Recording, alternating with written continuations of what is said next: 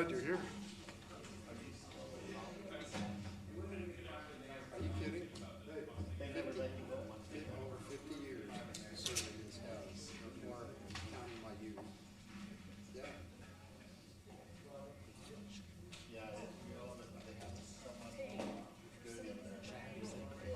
I think they hope I'll grow into something they really want. We'll keep him there till he learns better. That blue thing has been unplugged, but it wasn't by me. I haven't taken another have soup pie. I'm taking they got me in the steak venture. So I'm taking them to Yellowstone this year. So they're gonna I've got 2 groups because I'm gonna have 16 boys. So half are gonna clear up off the bottom lake and half are gonna hike down to the top. So I'll meet in the middle, have dinner together, and then switch. Yeah. So it'll work out good. They're excited. So I'm happy to get second actually going. The boys have to plan it and do it. It's like guys, this is really easy. It's fun.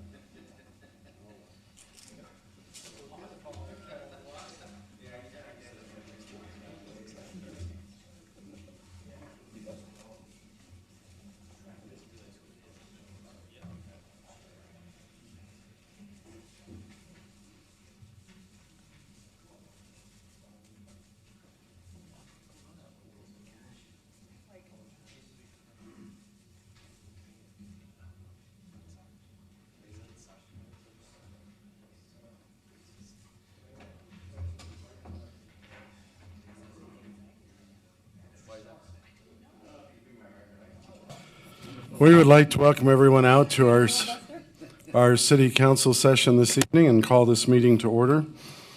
We would like to begin by having a prayer by Ernesto Lozada and a prayer or pledge by Gregory Stevens. So, Ernesto. Our Father in heaven, we're very thankful that we are here and to be able to participate in this council meeting. And we ask that you bless our city council members and the mayor, that they may be inspired by thy Spirit to make good decisions and to be able to take different points of view into account and ponder as they make those decisions. We thank thee for this beautiful day and for everything, all the blessings that we've received. And I say these things in the name of Jesus Christ. Amen. Amen.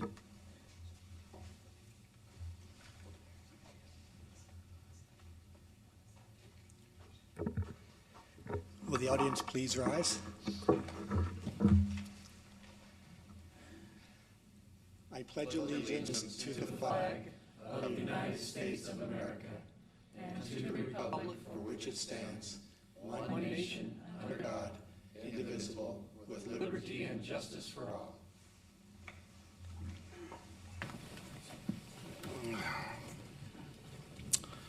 Thank you, Ernesto and Greg. We do not have any minutes to approve this evening, so we'll move forward to upcoming events. On April the 19th, we will have a town hall meeting at 6 p.m.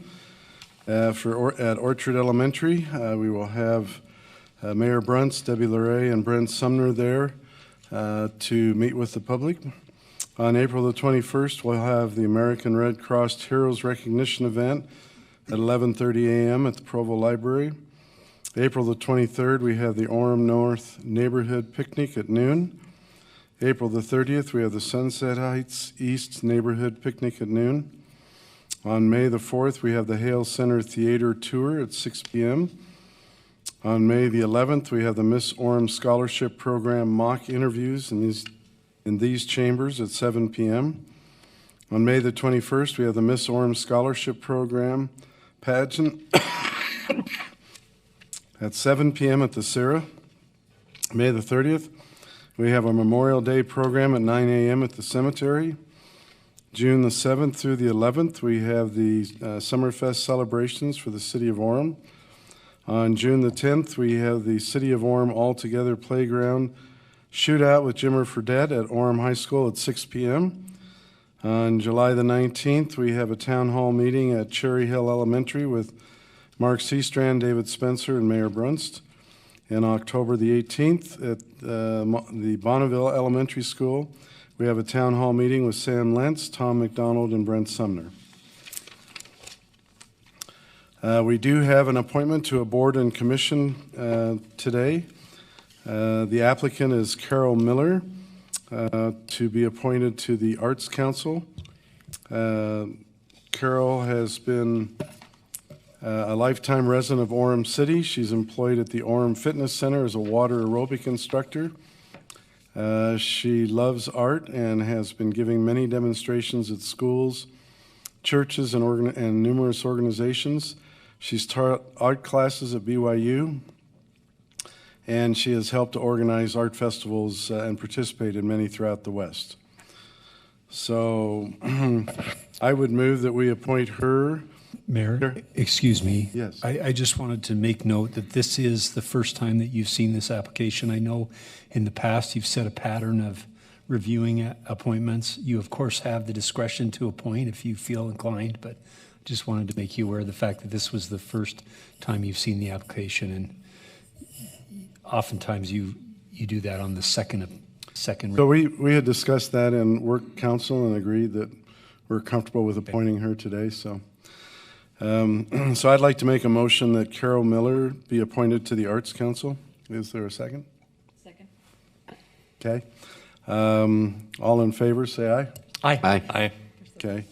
Thank you. We have a proclamation for Arbor Day, which I would like to read. It states, whereas on April 10th, 1872, the state of Nebraska planted an estimated 1 million trees, which became the inspiration for annual Arbor Day recognition.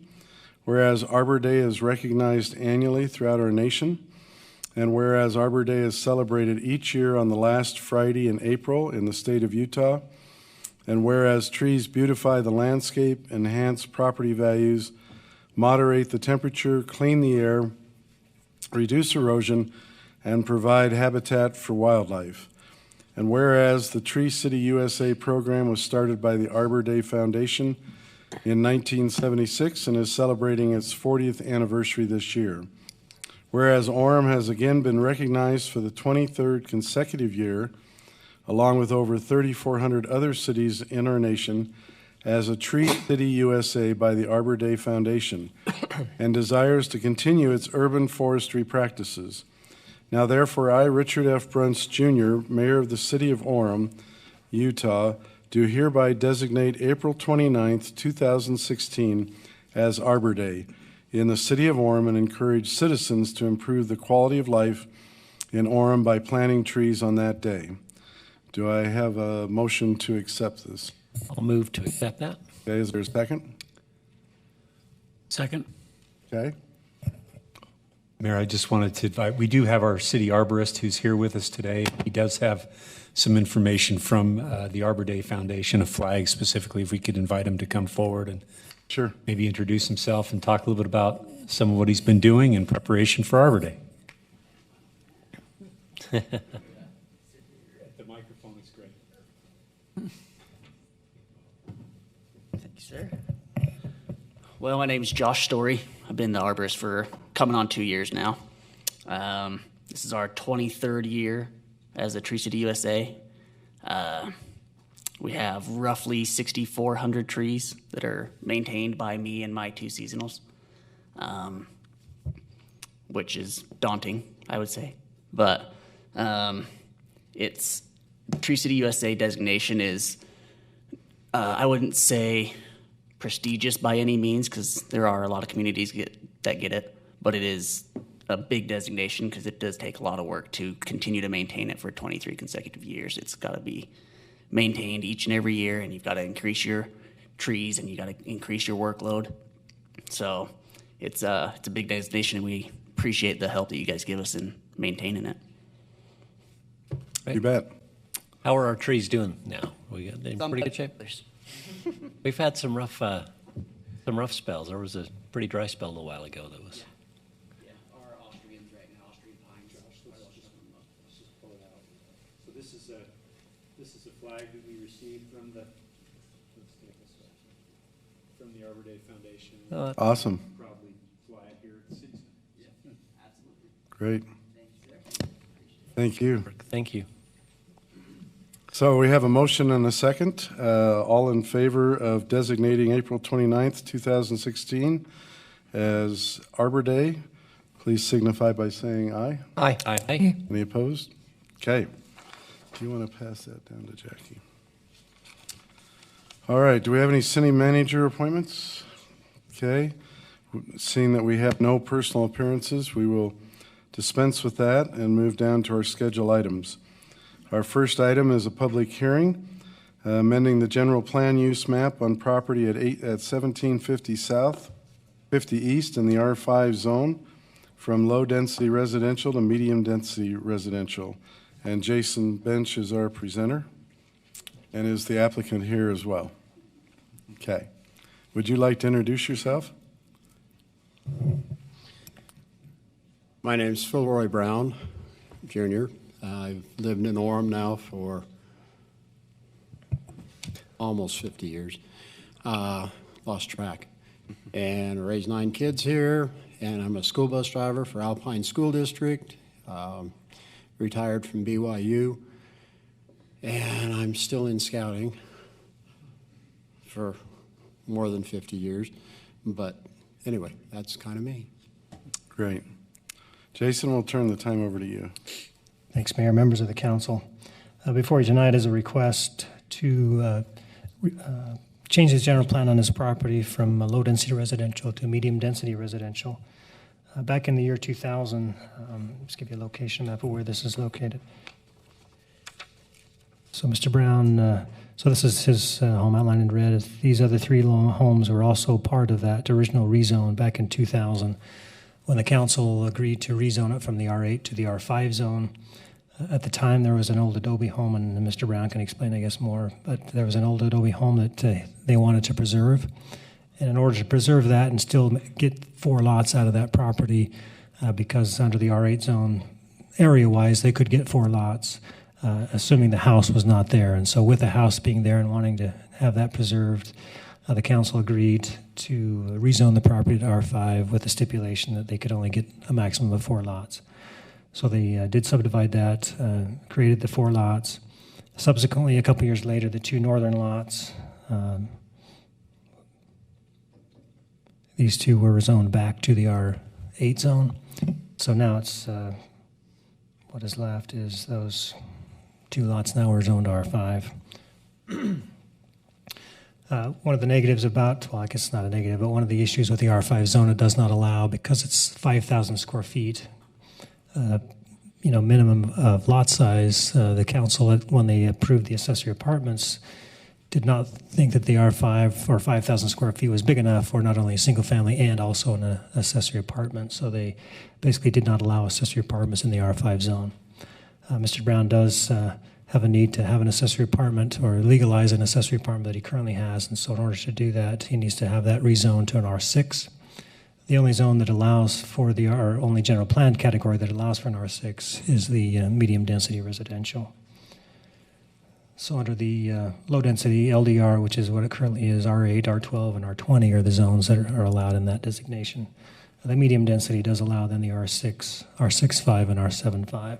And so Mr. Brown is here to request that the council change that designation.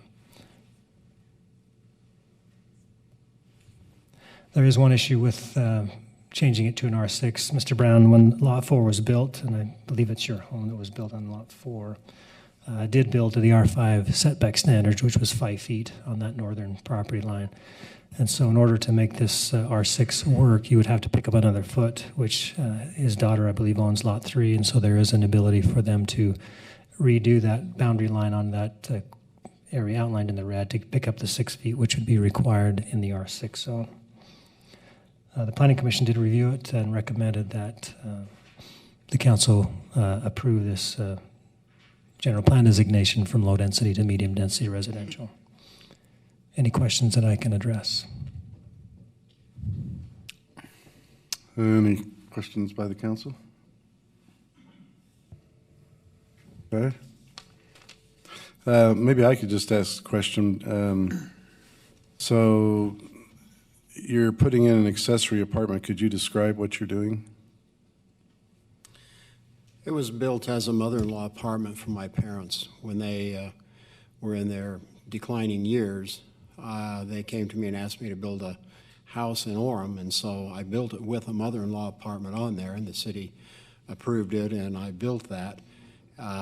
It has all separate utilities, et cetera, et cetera. It meets all the criteria for a standalone accessory apartment. And, you know, it's been that way from the very beginning. So, you know, I've had family in there ever since, except when I had the missionaries in there.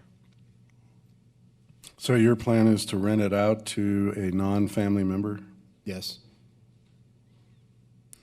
And it, to be able to do that legally, you've got to have it rezoned. Yes. Okay. Is there adequate parking to Yes. meet the code from a parking standpoint? He's got a deep lot that has not only a driveway on the front, but then he also has a access off the back that has plenty of parking on this side as well. So yeah, he does meet the parking requirements. If I can just state that a mother-in-law apartment or a secondary kitchen type of thing is permitted under the ordinance, so he was not in violation of that. But to convert it to an accessory apartment, he does need the zone change. Okay. Councilmember Sumner. According to the agenda here, you've contacted the neighbors and they know about it and there's no problem. At least that's what it said. Somewhere I read that. We've had a public notice sign on the front, and there was an occasion for me to review the security camera of that, and I noticed at 11 o'clock at night somebody came along with a flashlight and went to the back side of the sign and read through and there hasn't been any issues with the neighbors. They all talked to me. They thought I was going to rezone Jerry Jones's property over there and put a high-rise apartment complex in there, and they were all up in arms to begin with. I said, no, guys, I'm just trying to fix my mother-in-law apartment. And so they're all very happy about it. How many square feet, or what size is the lot there of the house number 1744? Showed it in one of the slides, Jason. This home? Yeah. One of your slides had it. Oh, how big is the lot? Is that what you're talking about? Sorry. Yeah. It is 8,000 or 6,000 feet. And so are you applying to change the map on that as the general? This one is simply just for lot 4. Okay. If I'd have known I was supposed to do it for both, I would have done it for both. But I didn't realize that. And is that lot that's currently zoned as LDR? I mean, the whole area is LDR, right? Mm-hmm. And the master plan. Yes. So where that 6,000 at this point, does that create a problem with that a non-conforming lot on that? It's still that's zoned R5, and that will remain zoned R5. So it does meet. It's a legal lot in the R5 zone. The legal lot, it just is non-conforming to the master plan, or it doesn't really matter. Well, back in the time when the council rezoned properties to R5, it was not required to change the zone because it was allowed in that. So that Subsequently changed. So in order to get the additional space, is that going to change the size of that significantly to where No. that would be a problem? No. Okay. So he needs to pick up a foot from his neighbor, is that A right? foot. And I think the neighbor's his daughter, so I think he's already worked that out. Okay. Yeah. He doesn't want to move the fence. Okay. Well, I won't bore you with the details of what happened there. That's fine. The original survey was not where it wound up. We understand. Oh, well, there is on the south side as well. I think what he's referring to. There is room on that side as well to make it work. Okay. So, you have a comment? So Jason, could you explain, my understanding is this is kind of the first step, and then the finish line is there's still another application he needs to make. Right, Mr. Brown, at the time, because there are multiple application fees associated with it, he wanted to make sure this step was approved before he paid both fees, and then for some reason got denied, he would lose both fees. So this is the first step. If this goes through, then he'll pay the additional fee to have it rezoned. And does that decision come to the city council, or is that a planning commission? It is city council approval. So I guess my indication to the rest of the council would be if we're ready to commit to that, just know that would be close behind as well. So we can kind of have that in the back of my mind as well. Okay, well, if nobody else do you have a comment? No, it's a public hearing. It is. If there's no other comments from the council, we'll go ahead and open it up to the public for public comment. Would advise that you keep your comments to 3 minutes and give us your name and your address. Seeing as no one is coming forward, we'll go ahead and close the public comment portion of this public hearing and bring it back to the council. Any comments from the council? I'd like to make a motion. Okay. That the city amend the general plan land use map on property at 1750 South, 50 East in the R5 zone from low-density residential to medium-density residential. Is there a second? Second. Okay. Councilmember Larray? Aye. Aye. Aye. Aye. Aye. Aye. Aye. Okay, the ordinance passes. Appreciate you coming in, brother, Mr. Brown. Thank you. Thank you very Okay. much. We'll move on to item number 16, which is a public hearing as well. This is to amend Section 22-11-35L, 16B7 of the Orem City Code pertaining to signage requirements in the PD 22 zone at 800 North, 1200 West. Jason, you are the presenter. Yes, Is thank you. the applicant here? Okay. I don't see him. Okay. He was at the Planning Commission, but. So this is simply an opportunity, I guess, or a request by the applicant to put a Fairfield sign. As you know, I think the council was there at the grand opening, but they're wanting now a sign on the freeway, and so this is their request to do that. There is an existing 80-foot tall pole sign on the location. It actually is on the Town Place Suites property, but the applicant obviously is the same owner, and so they're together we'll put this on there. You can see outlined in yellow is where this proposed sign will be below the existing sign. The Town Place Suite is 300 square feet. The proposed Fairfield Inn sign is also 300 square feet. As part of the ordinance that you have before you is to allow an additional 300, but they need to be in separate cabinets, so we don't have one large 600 square foot sign. The Planning Commission did review it and did recommend that the council approve the request. So I'd be glad to address any questions you may have. The sign is going to be made of the same materials, the same quality, same printing as the I would think so, yes. Town Place Suites. Okay. Yep. Any comments or questions? Councilman Larray? So this means that they would be entitled to have a separate poll, but by not having them, and we're only going to have one poll. Is that correct? Did I read that correct? Right. So they could, if they decide not to share this pole and have their own pole, they could only be a maximum of 35 feet. Okay. And so this allows them additional height to share the pole rather than have an additional sign that wouldn't really give them a height advantage, I don't think, to access that visibility from I-15. So do you think having two on one pole is better than two separate poles? I think it is, but I think it's also to their advantage because this is a lot taller Okay. than what they could legally have. Okay, thanks. Okay, any other comments by the council? Okay, this is a public hearing, so we will open it up for public comment. Anyone who wishes to make a comment, please hold your thoughts to 3 minutes and give us your name and address. Seeing that no one's coming forward, we'll go ahead and close the public comment portion of the public hearing and bring it back to the council. Any comments or thoughts from the council? Is there a motion? I'll make a motion. Okay, I'm on a roll tonight. you are. I'll make a motion that the city amend section 22-11-35L 16B7 of the Orem City Code pertaining to signage requirements in the PD 22 zone at 800 North, 1200 West. I'll second that. We'll go ahead and start with you, Councilmember Spencer. Aye. Aye. Aye. Aye. Aye. Aye. Aye. Okay, the ordinance passes. Thank you, Jason, appreciate it. Any communications from the city manager? Okay. I would accept a motion for adjournment. So moved. Second? Okay, all in favor say aye. Aye. Aye. Thank you. We are adjourned.